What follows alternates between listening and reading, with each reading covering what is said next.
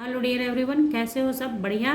तो चलिए, आज का क्लास है class 11th unit 4 chemical bonding and molecular structure से बॉन्ड ऑर्डर पढ़ेंगे हम लोग आज। ठीक है, इससे पहले मैंने आपको मॉलिकुलर ऑर्बिटल थ्योरी पढ़ाया है और उसके बाद एनर्जी लेवल डायग्राम बताया है।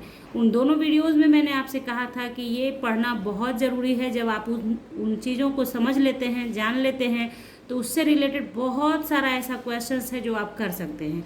तो आज उसी का हम लोग स्टार्ट करेंगे कि आखिर हम लोगों ने जो पढ़ा है energy level diagram of molecular orbital, तो उसका किस तरीके से हम लोग इस्तेमाल करेंगे और उससे हम लोग क्या क्या क्वेश्चंस कर सकते हैं। ठीक है, तो जिसमें सबसे पहले बॉन्ड ऑर्डर है। ठीक है, बॉन्ड ऑर्डर ध्यान से पढ़िएगा, पूरा वीडियो को अच्छे से देखिए, समझिए। आपको बहुत ट्रिकली समझ में आ जाएगा कि मात्र एक बॉन्ड ऑर्डर निकाल लेंगे जब आप, तो आप किसी मॉलिक्यूल के बारे में उसके स्ट्रेंथ को बता सकते हैं, उसकी रिएक्टिविटी को बता सकते हैं, उसके बॉन्ड लेंथ को बता सकते हैं, उसके स्टेबिलिटी को बता सकते हैं, उसके बॉन्ड एनर्जी के बारे में डिस्कस कर सकते हैं। सिर्फ किससे?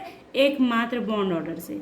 आपने बॉन्ड ऑर्डर निकाल लिया, तो जैसे जैसे मैं आगे पढ़ाती जाऊंगी आपको बताते जाऊंगी कि एक बॉन्ड ऑर्डर आपने निकाला, उसके बाद आपके लिए कितना नंबर ऑफ क्वेश्चंस आप सॉल्व कर सकते हैं और आपको सॉल्व भी कराऊंगी। ठीक है, तो चलिए स्टार्ट करते हैं अपना क्लास। अगर क्लास आपको अच्छा लग जाए तो लाइक कर लीजिएगा और अपने दोस्तों को शेयर कर लीजिएगा और चैनल को पक्का सब्सक्राइब कीजिएगा विथ बेल आइकन। ओके, चलिए तो स्टार्ट करते हैं। बॉन्ड ऑर्डर होता क्या है, जैसे क्लियर है वर्ड से ही, इसके जो वर्ड लिखा गया है बॉन्ड ऑर्डर, यानी कि बॉन्ड का ऑर्डर क्या है, कितना बॉन्ड है। ठीक है, तो बॉन्ड ऑर्डर एक्चुअली क्या है? स्ट्रेंथ ऑफ मॉलिक्यूल है। कोई भी मॉलिक्यूल आपस में बॉन्ड बनाता है, तो वो बॉन्ड ऑर्डर जितना ज़्यादा होता है, स्ट्रेंथ उतना ही ज़्यादा होता है उस मॉलिक्यूल का। कहने का मतलब स्टेबिलिटी उसकी उतनी अधिक होती है। बात आ रही समझ में? बॉन्ड ऑर्डर का मतलब हुआ कि आपका मेजर ये जो है strength of the bond between two atoms, दो एटम्स के बीच में बॉन्ड का स्ट्रेंथ कैसा है, कितने ताकत के साथ दोनों जुड़े हुए हैं, इस चीज़ को बताता है। ओके, तो चलिए बॉन्ड ऑर्डर का कैसे उसको निकाला जाता है। तो क्या है? It is half of the difference of bonding electron यानी B and anti bonding electrons A. Bonding electron को बी लिखा गया और एंटी बॉन्डिंग को ए। तो देखिए मैथमेटिकली अगर इसे लिखा जाएगा तो क्या हो जाएगा? Bond order equal to half of bonding electron and minus anti bonding electrons. तो ये सब bonding electron anti bonding electron कैसे निकालेंगे? तो जो एनर्जी लेवल डायग्राम आपको पढ़ाया गया है पिछले क्लास में, वहाँ पे जब हम कॉन्फ़िगरेशन लिखते हैं तो दिखता है कि बॉन्डिंग में कितना इलेक्ट्रॉन है और एंटी बॉन्डिंग में कितना इलेक्ट्रॉन है। आप चाहें तो ऐसे भी लिख सकते हैं, bond order equal to half of N B minus N A, where N B is equal to bonding electron and N A is equal to anti bonding electron. Representation का तरीका है। ठीक है, अब देखिए बॉन्डिंग इलेक्ट्रॉन्स क्या होता है? Electrons present in bonding molecular orbital, यानी बॉन्डिंग मॉलिकुलर ऑर्बिटल में जो इलेक्ट्रॉन प्रेजेंट होगा उसे कहते हैं बॉन्डिंग इलेक्ट्रॉन। फॉर एग्जांपल जैसे सिग्मा, पाई, डेल्टा, इसको बोलते हैं बॉन्डिंग मॉलिकुलर ऑर्बिटल, और इसमें जो इलेक्ट्रॉन प्रेजेंट होगा वो आप काउंट करके बताएंगे बॉन्डिंग इलेक्ट्रॉन। उसके बाद बारी आती है एंटी बॉन्डिंग इलेक्ट्रॉन क्या होता है? तो electrons present in anti bonding molecular orbitals called anti bonding electron, जैसे कि सिग्मा स्टार, पाई स्टार या डेल्टा स्टार। इसमें जो इलेक्ट्रॉन प्रेजेंट होगा, यानी जिसमें स्टार लगा हुआ है उसके अंदर जो इलेक्ट्रॉन प्रेजेंट होगा उसे आप कहेंगे anti bonding electrons. Clear? Now example देखते हैं। मान लिया कि पिछले क्लास में भी मैंने आपको पूरा डिटेल में पढ़ाया है बनाना। अगर आप लोगों ने उस वीडियो को नहीं देखा है, मिस किया है, उस वीडियो में मैंने आपको, वीडियो थोड़ी लंबी है लेकिन उसमें पूरा एग्जाम्पल बताया है किस तरह से आप किसी आयन का मॉलिकुलर ऑर्बिटल डायग्राम बना सकते हैं, किस तरीके से आप ये एनर्जी लेवल डायग्राम करते हैं तैयार। तो हर चीज़ बताया गया है, आप उसे देखें ज़रूर एक बार। तो यहाँ देखिए, तो ये देखिए H प्लस H मिल के H2 बनाएगा। तो इसका जब आप लिखोगे कॉन्फ़िगरेशन तो क्या हो जाएगा? सिग्मा 1s2 और सिग्मा स्टार 1s। इसमें तो जाने के लिए इलेक्ट्रॉन है ही नहीं, इसलिए इसको नहीं दिया गया इलेक्ट्रॉन। तो यहाँ पे देखिए क्लियरली आपको समझ में आएगा कि बॉन्डिंग इलेक्ट्रॉन कितना हुआ? 2, एंटी बॉन्डिंग इलेक्ट्रॉन 0, चूँकि है ही नहीं। तो बॉन्ड ऑर्डर कितना हो गया? हाफ ऑफ 2 माइनस 0 यानी 1, यानी हाइड्रोजन और हाइड्रोजन के बीच कितना बॉन्ड हुआ? एक बॉन्ड हुआ। H H बॉन्ड बनता है ना, H बॉन्ड। तो ये हो गया हमारा बॉन्ड ऑर्डर निकालने का तरीका। इसी तरीके से आप जो भी क्वेश्चंस करते हैं, आप मान लीजिए ऑक्सीजन का करते हैं तो ऑक्सीजन का पहले आपको क्या करना होगा, डायग्राम लिखना पड़ेगा, मतलब ये बनाइए, पहले ये इसको लिखना होगा, जो कॉन्फ़िगरेशन हम लोग लिखते हैं, कॉन्फ़िगरेशन लिखिए, उसमें से देखिए कि कितना बॉन्डिंग इलेक्ट्रॉन है, कितना एंटी बॉन्डिंग इलेक्ट्रॉन है, और बॉन्डिंग में से एंटी बॉन्डिंग को माइनस करके हाफ से डिवाइड कर दीजिए, जितना आएगा वही बॉन्ड ऑर्डर होगा। ठीक है, जैसे आप देखें, आगे देखते हैं, मान लीजिए कि नाइट्रोजन है, तो नाइट्रोजन के बीच आप लोग जानते हैं कि क्या होता है, एन ट्रिपल बॉन्ड बनाता है। तो कैसे ट्रिपल बॉन्ड का फाइंडिंग होता है वो आपको यहाँ से दिखेगा। तो चलिए N2 का हम लोग बनाते हैं पहले ये कॉन्फ़िगरेशन। ठीक है, N2 का बनाएंगे हम लोग, तो N plus N gives N2। ठीक है, तो N का कितना होता है, 7 इलेक्ट्रॉन यानी 14 इलेक्ट्रॉन वाला है ये, यानी कि वो कॉन्फ़िगरेशन लिखेंगे हम लोग जो 14 से कम और 14 के बराबर वाले के लिए यूज़ होता है, यानी 14 तक के लिए जो इस्तेमाल होता है वो वाला मॉलिक्यूलर ऑर्बिटल कॉन्फ़िगरेशन हम लोग लिखेंगे। तो इसके लिए जब हम लिखेंगे तो क्या लिखेंगे, sigma 1s2 sigma star 1s2 sigma 2s2 sigma star 2s2। तो देखिए यहाँ तक आपका कितना हो गया, 2 2 4 2 6 2 8 हो गया है। अभी आपके पास है 6 इलेक्ट्रॉन। इसके बाद जस्ट क्या होता है, पाई आता है, पाई 2p x सेम एनर्जी पाई 2p y डिजेनरेट ऑर्बिटल होता है। तो डिजेनरेट में पहले एक एक इलेक्ट्रॉन आता है, देन आपका पेयरिंग होता है, लेकिन आपके पास अभी इलेक्ट्रॉन तो बचा हुआ है 6, तो इसमें दो आप डाल सकते हैं, तो इसमें आप 2 डालेंगे, इसमें 2 डालेंगे, तो कितना हो गया यहाँ तक 8 8 2 10 2 12। अब 2 इलेक्ट्रॉन और बचा हुआ है, तो जो बचा है उसको लिखिए सिग्मा 2p z में। ठीक है, हो गया। इसके बाद आपका इसका एंटी बॉन्डिंग आता है, जिसमें इलेक्ट्रॉन जाने के लिए है ही नहीं। ठीक है, okay, sigma streak 2p z। तो इन सब में इलेक्ट्रॉन जाने के लिए नहीं है, लिख दिया मैंने पूरा। अगर कोई बच्चे फर्स्ट टाइम देख रहे हैं तो उनको समझ में आ जाएगा। अब देखिए बॉन्डिंग इलेक्ट्रॉन, देखिए बॉन्डिंग इलेक्ट्रॉन कितना है इसमें, बॉन्डिंग इलेक्ट्रॉन देखिए इसमें 2 2 4 2 6 2 8 2 10, तो 10 इलेक्ट्रॉन है आपका बॉन्डिंग, और एंटी बॉन्डिंग इलेक्ट्रॉन आपका कितना हुआ, 2 2 4 और 4 ही है। ठीक है, तो आपका बॉन्ड ऑर्डर कितना हो गया, bond order equal to half NB minus Na। तो हाफ NB कितना है हमारा, 10 माइनस 4, तो कितना आएगा आपका, देखिए हाफ 10 माइनस 4 यानी 6, 2 3 जा 6 आया बॉन्ड ऑर्डर आपका। बॉन्ड ऑर्डर कितना आया, 3, यानी नाइट्रोजन के बीच कितना बॉन्ड बनेगा, 3 बॉन्ड बनेगा। इसी तरह से जब आप ऑक्सीजन का निकालोगे तो दिख जाएगा आपको कि कितना बॉन्ड बनेगा। तो किसी भी मॉलिक्यूल का अगर निकालना है कि उनके बीच कितना बॉन्ड बनेगा, यानी 2 एटम्स के बीच कितना बॉन्ड बनेगा, उसका कन्फर्मेशन हो जाता है बॉन्ड ऑर्डर निकालने से।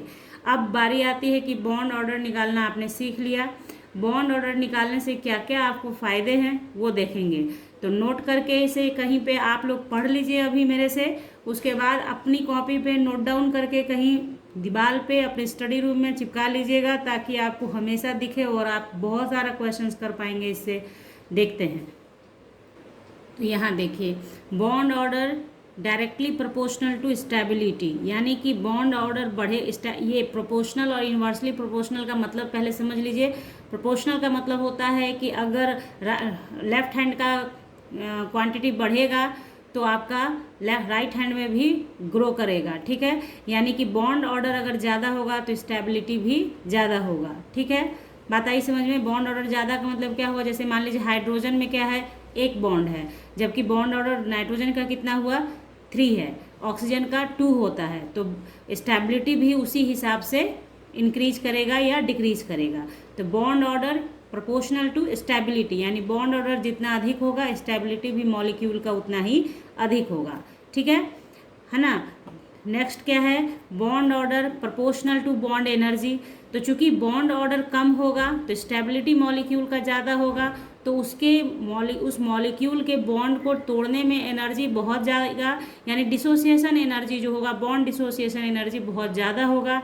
तो बॉन्ड ऑर्डर अधिक है तो स्टेबिलिटी अधिक है, और स्टेबिलिटी अधिक है तो बॉन्ड एनर्जी भी अधिक होगा। कोरिलेट भी कर सकते हैं आप, स्टेबिलिटी अगर किसी मॉलिक्यूल का ज़्यादा हो जाएगा तो ओबियस है कि उस स्टेबिलिटी को ब्रेक डाउन करने के लिए एनर्जी ज़्यादा खर्च करना होगा आपको, तो क्या हो गया, बॉन्ड एनर्जी अधिक हो गया। नेक्स्ट है कि बॉन्ड ऑर्डर अगर अधिक होगा तो बॉन्ड स्ट्रेंथ अधिक होगा, यानी बॉन्ड ऑर्डर ज़्यादा है तो मॉलिक्यूल का जो बॉन्ड स्ट्रेंथ है, यानी टाइटली पैक्ड होगा वो मॉलिक्यूल, इसलिए बॉन्ड स्ट्रेंथ अधिक होगा। नेक्स्ट आप देखिए, जस्ट स्टेबिलिटी से ही रिवर्स होके ये आया है, बॉन्ड ऑर्डर अधिक होगा तो रिएक्टिविटी क्या होगा, कम होगा। इन्वर्सली प्रोपोर्शनल है, मीन्स कि बॉन्ड ऑर्डर अधिक हो रहा है तो रिएक्टिविटी कम होगा। क्यों? क्योंकि स्टेबिलिटी अधिक होगा। बात आ रही है आपके समझ में? बॉन्ड ऑर्डर अधिक है तो स्टेबिलिटी अधिक है, और जो मॉलिक्यूल स्टेबल हो जाता है, स्टेबिलिटी गेन कर लेता है, वो रिएक्टिविटी नहीं शो करता है, ये तो आप जानते हैं। तो क्या हो गया, बॉन्ड ऑर्डर अधिक, bond order inversely proportional to reactivity, यानी कि बॉन्ड ऑर्डर अधिक होगा तो रिएक्टिविटी कम होगा। नेक्स्ट उसी तरीके से हमारा bond order inversely proportional to bond length, यानी कि बॉन्ड ऑर्डर अधिक होगा तो बॉन्ड लेंथ कम होगा। जैसे आप देखिए कि आपको जिस तरीके से बताया जा रहा है कि हाइड्रोजन हाइड्रोजन है, ऑक्सीजन ऑक्सीजन है, और नाइट्रोजन इस तरीके से, तो यहाँ क्या देख रहे हैं आप, ये सिंगल बॉन्ड, ये single bond, double bond, triple bond. Obvious है जो ट्रिपल बॉन्ड बनाएगा उसका बॉन्ड लेंथ कम होगा, क्योंकि वो मॉलिक्यूल ज़्यादा क्लोज होंगे एक दूसरे के साथ, क्योंकि पाई बॉन्ड का फॉर्मेशन होना है, इसलिए क्या हो गया, बॉन्ड ऑर्डर अधिक तो बॉन्ड लेंथ कम और बॉन्ड स्ट्रेंथ ज़्यादा।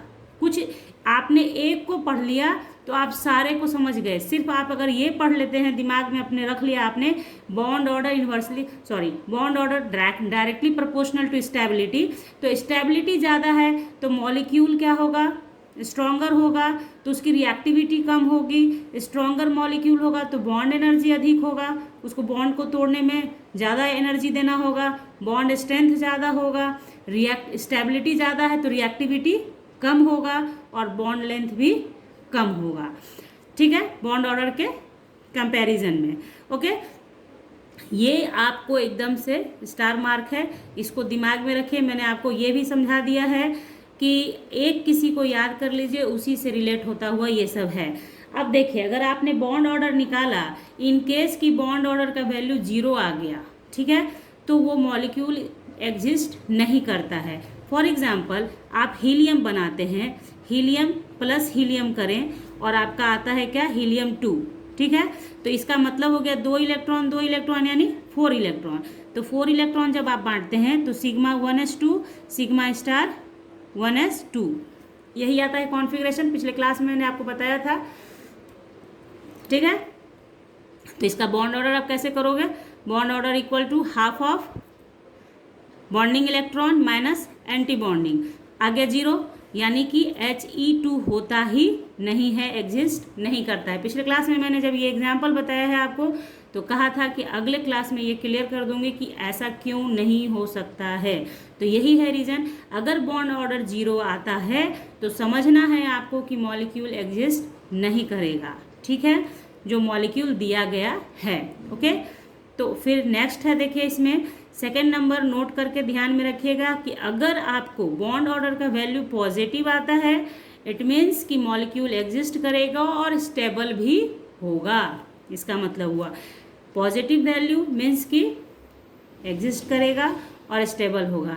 निगेटिव वैल्यू नहीं आना चाहिए, आपके बॉन्ड ऑर्डर का निगेटिव वैल्यू नहीं आएगा, क्योंकि ये तो आप सभी जानते हो कि बॉन्ड ऑर्डर निगेटिव नहीं होगा, क्योंकि किसी भी मॉलिक्यूल में बॉन्ड बनेगा या नहीं बनेगा, निगेटिव नहीं होगा। ठीक है, तो ये सारी बातें थी जो बॉन्ड ऑर्डर पढ़ने के बाद आप कर सकते हैं। तो यानी कि बॉन्ड ऑर्डर किसका एप्लीकेशन हो गया, हमारे जो हम लोगों ने पढ़ा था एनर्जी लेवल डायग्राम, या यूं कहें मॉलिकुलर ऑर्बिटल कॉन्फ़िगरेशन जो आपने पढ़ा, उसी का ये एप्लीकेशन हुआ। और बॉन्ड ऑर्डर जब आपने पढ़ लिया तो उससे आप इतने सारे क्वेश्चंस का आंसर कर सकते हैं। बहुत सारा क्वेश्चंस आता है, why He2 not exist, why Ne2 not exist, तो इस तरह का क्वेश्चन का आंसर आप इसी से करते हैं। ठीक है, तो आई होप कि आपके समझ में सारी बातें आ गई हैं। कहीं कोई कन्फ्यूजन रह गया हो आपके दिमाग में तो कमेंट सेक्शन में लिखिए, ताकि अगले क्लास में, क्योंकि इसके जस्ट बाद एक और एप्लीकेशन पढ़ना है, तो उस एप्लीकेशन को स्टार्ट करने से पहले आपको उस कन्फ्यूजन को दूर कर लिया जाए। तो चलिए, अगर लग गया हो अच्छा तो लाइक कर लीजिए, शेयर कर लीजिए और सब्सक्राइब कर लीजिए चैनल को। तो मिलते हैं आपसे नेक्स्ट क्लास में नेक्स्ट टॉपिक के साथ। तब तक के लिए bye, thank you, take care, have a nice day.